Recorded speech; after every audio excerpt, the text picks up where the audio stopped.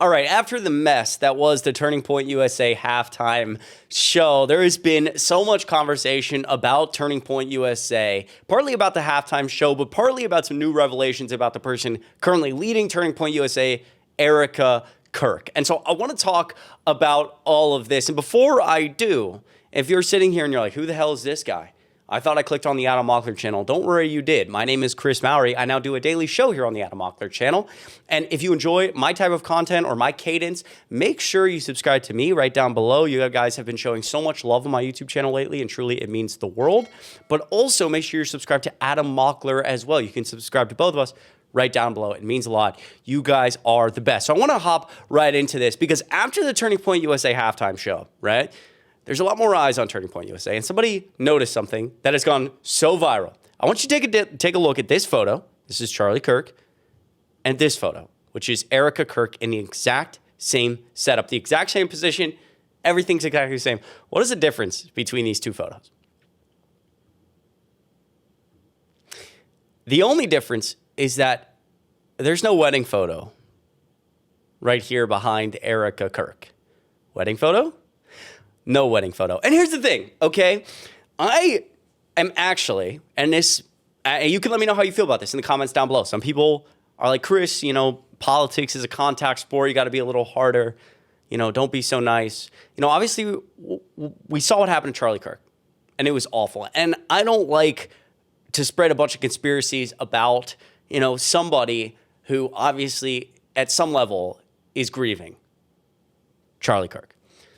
But I saw this, and I was like, I'm not going to lie, that's pretty weird. I don't know what's going on here. I don't know if there's a good explanation for this.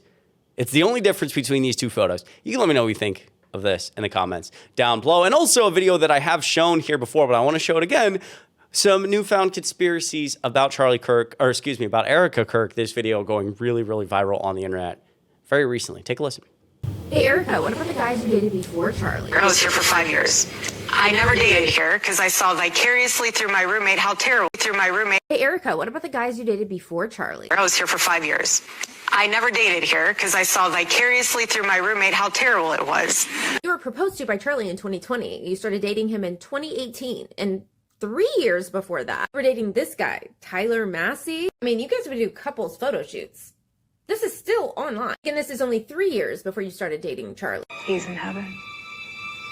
Yeah, and 2 years later, you were dating this guy, Cabot Phillips, and here he is posting you guys on his public page saying, yes, we're that couple who gets painting lessons together. Again, this is a year before you started dating Charlie, and well within the 5-year period, you claim to have never dated anyone, but you were out here dissing your roommate for dating. I always thought it was very strange how she would go to drinks with one guy and then go to dinner with another. Somehow getting drinks was the replacement of having coffee and breakfast. I personally would rather have coffee or brunch with someone than go. I don't drink. I find it unproductive. And why are you here drinking and dating on a reality show that actually was filmed the year you met Charlie?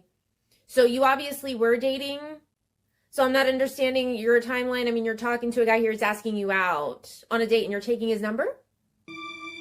And here you are on your date. I've honestly spent the majority of my life being one of the most sought-after bachelors. Oh, great. But I'm just really excited to spend some one-on-one time with Erika. I really do like her, and I'm excited to get to know her a little bit more. Erika, hello? I just want to understand how you so confidently lied to our faces when this footage was on national television, and you know the footage is out there. The pictures of your boyfriends that you dated are still public online, and you know that, but you still lie like this. Stop. Wait, isn't Cabot Phillips your ex-boyfriend? Why is he now the speaker of Turning Point USA? Leading speeches of how to lead like Charlie. What's going on, Erika? Stop. He's also the senior editor for the Daily Wire, the one outlet that your husband was having active beef with at the time, connected to Netanyahu. So That's all very interesting. I will say some verifiable lies there from Erika Kirk. Again, you can let me know what you think of that in the comments down below. Something else people are putting out recently, and not that maybe this doesn't matter that much. Are we a country of laws anymore? I don't know. But take a listen to this from Erika Kirk recently. We're going to ensure that President Trump has Congress for all 4 years. we are going to get my husband's friend, J.D. Vance, elected for 48 in the most resounding way possible. That might not sound like much, but somebody here pointing out that Turning Point USA actually blatantly violating the law here, because under the Johnson Amendment, it prohibits 501c3 nonprofits from endorsing candidates or intervening in campaigns. But at Turning Point USA's America Fest on December 18th, 2025, Erika Kirk endorsing very clearly there, quote, "We are going to get my husband's friend, J.D. Vance, elected. We're building the red wall." And what's interesting is, like, not only are we like not a country really of laws in some ways anymore, which I know many of you know, but also this is partly why Democrats lose. And I think people like in the inside of politics talk about this a lot. Like, this is a law, for example, 501c3 nonprofits not being able to endorse, or PACs, super PACs not being able to talk to campaigns. That's also illegal. These are laws that for a long time Republicans have just never cared about. Democrats have. Republicans have not. And what it ends up causing is this, like, Democrats are constantly going to war with like sticks and rocks, and Republicans have guns. It's very interesting. Also, moving back quickly to the halftime show here. This is a tweet I found really hilarious. Praying for every Hooters waitress who has to explain that they can't switch the bar TV to a Twitter stream tonight, because I'm sure there was a lot of 55-year-old divorced white men out there being like, please turn on the Turning Point USA halftime show. Now, listen, I can't play the audio here, but if we just hit play, this is actually Donald Trump on Super Bowl Sunday, right, at Mar-a-Lago, and it's pretty interesting. The halftime show is playing. Bad Bunny here is playing on the screen at Donald Trump's little event. So even them not playing the Turning Point USA halftime show. And the whole point of the Turning Point USA halftime show is literally to boycott this. It's not just, oh, here's all alternative. No. Not just an alternative, a boycott. Like, we need to not give in to the woke garbage, aka it's just blatant racism, right? But even Donald Trump not going along with it, I found that pretty funny. This is a video from South Florida going also very viral on the internet. This bar that appears, I will say, quite empty on the day of the big game. They decided to turn on Turning Point USA's halftime show, and it's pretty hysterical. Take a listen. You playing Bad Bunny at the halftime show? Because I put this halftime show on. Because this is what the majority. If you filming me, get the hell out of my I'm face. filming you. Why are you doing that? Why don't you play Bad Bunny? Because the majority I'm gonna of my pay. Get out. I'm gonna pay Luke, first. Luke, this is why. I gotta pay This is first. why I said no. I gotta pay first. But I'm asking a Good, question. go pay. I'm not being You want me violent. to cash you out? I'll cash you Yeah, out. I gotta I pay got you. first. Yeah, I shouldn't pay what's because your I tab came here under? for the full experience. What's your I tab got under? experience. Which The show to fullest put Super on? Bowl Okay, experience. what's your tab under? All right? I came here for the full Super Bowl experience. Are you the bouncer? Are you the manager? Are you the bouncer or the manager? He's the manager. All right, I'm speaking to him, not Yeah. you. You do what you do, and I talk to him. You don't I tell came him here what for to the do. Super Bowl experience. The full Super Bowl This is the experience. halftime show. This is not the halftime This show. is the halftime show. No, this is not. This It's is called not. the halftime show.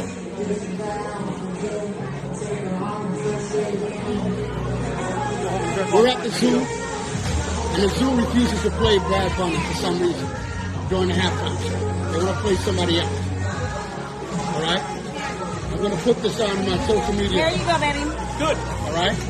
There you Appreciate that, go. actually. There's your tab. Made me Yeah, I wonder why his bar is completely empty. I don't know if that's the manager or the owner. But yeah, I couldn't possibly imagine why the bar is completely empty. This is what you do. Imagine going to a bar the day of the big game and they turn on Turning Point USA's halftime show.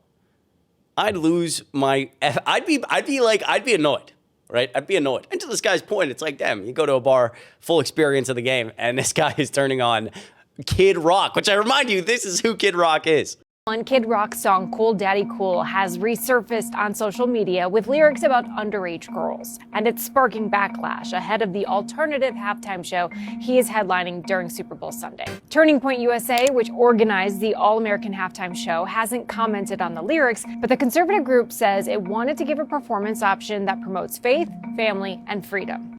Right. Obviously, singing about underage girls promotes those three things. It's like you literally couldn't make this up if you tried. The Trump administration involved in a clear cover-up of the Epstein files. Donald Trump best friends with the Epstein files. You could not make this shit up. Of course, the person performing at the alternative halftime show sings about underage girls. I also remind you, he's been charged with assault before. Last year, he was apparently a part of an interview where he got very intoxicated, brandished a firearm, started using the N-word over and over again. Like, this is a deranged individual, but don't worry, promotes faith, family. I don't even know what the third one was. This is who we're promoting to children, the faith of America right here.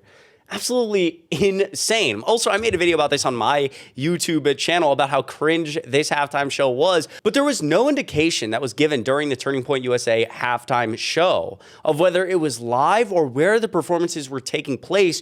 But sources have now said that the show was actually pre-taped in Atlanta. So the whole thing, it was never live, right? I think a lot of people assumed it was live, fair assumption, but it was not live. I also included this in my video as well. From a film production friend here in Atlanta, Turning Point USA's halftime show hired 200 paid extras for their audience. Not only was it not live, we're hiring people to stand in the audience. I mean, makes sense. How many people do you really think, how many people right now in your personal life could you go around to and be like, I need you to stand at a Kid Rock concert for 3 hours. You don't have to pay, it's free, but you don't get anything out of it. You just have to stand there and cheer. How many people could you convince to do that? I'm basically asking you how many people would go to a Kid Rock concert that you know for free. Someone would have to pay me to go, who is Kid Rock? Quote, it was taped just this past week at one of the new production stages at Trilith Live with about 200 paid extras as audience. They kept it super hush, even though those of us working on the live music venue in the building didn't know until Friday. Very interesting. And so lastly, I'll end off with this. Kid Rock actually showing up on Fox News, talking about this. First of all, this guy's on drugs. Second of all, immediately throwing Turning Point USA under the bus. Take a listen. Well, I wrote a book called Shut Up and Sing about 20 years ago. It was pretty prescient. I just love music. This is one place I don't really need politics, okay? I love great music. So, Bobby, there are a lot of questions. I'm sorry, I'm already pausing. What politics were involved with the halftime show? The whole thing was love beats hate. If you think that's political and you're mad about it, says something about you. Definitely, you need to look in the mirror. About what happened during your first song on stage. People were talking about it. It seemed to be a little bit out of whack. What was going on there? Yeah, so it was out of sync. And actually, just to have some fun with the haters, I can't answer all the trolls, but it's going to be some fun. My DJ, who actually raps that song with me, he was not lit up. He's coming to Nashville tonight, flying in, and we're going to do that live in my living room, and I'm going to post it tomorrow to show people exactly how this works. Because, number one, if it would have been a lip syncing like people are trying to, the left is trying to throw me under the bus again, and the mainstream media and social media tries to amplify it, it would have been super easy to sync it up if it was pre-recorded. It was very difficult for the Turning Point production crew, who, by the way, I can't say enough good things about, but this was very difficult for them. I'm jumping around the stage like a rabid monkey, rapping my song, and I'm taking breaths, and my DJ's filling in the other parts of it, and it was I even told them when I saw the rough cut, I was like, you guys got to work on that sync. It's off. So it was just a syncing issue that they had, and I know they tried to get it right. It was very difficult, but I'll answer all the haters tomorrow, and we'll put them back in the shut up and go back to trying to report the fake news. First of all, I loved how you were jumping. I don't know how you did it. I mean, you're not 30 years old, but oh my God, it makes me so mad to watch Fox News. This is news, apparently, to Fox, the largest cable news network in America.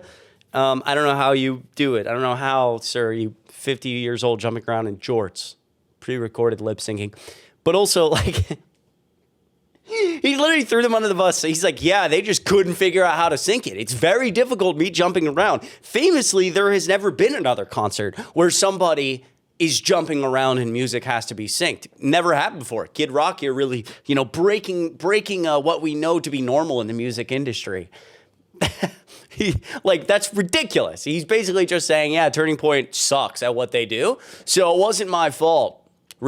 that's really in the Turning Point USA spirit right there, just throwing everybody under the bus. Look, if you enjoyed this video, it'd mean a lot if you hit like and subscribe down below. Remember, my name is Chris Mowrey. This is my one daily video here for the Adam Mockler channel. Make sure to subscribe to both me and Adam Mockler down below. Let me know what you thought of this in the comments down below. I do read all your comments. I love each and every one of you, and I will see you tomorrow.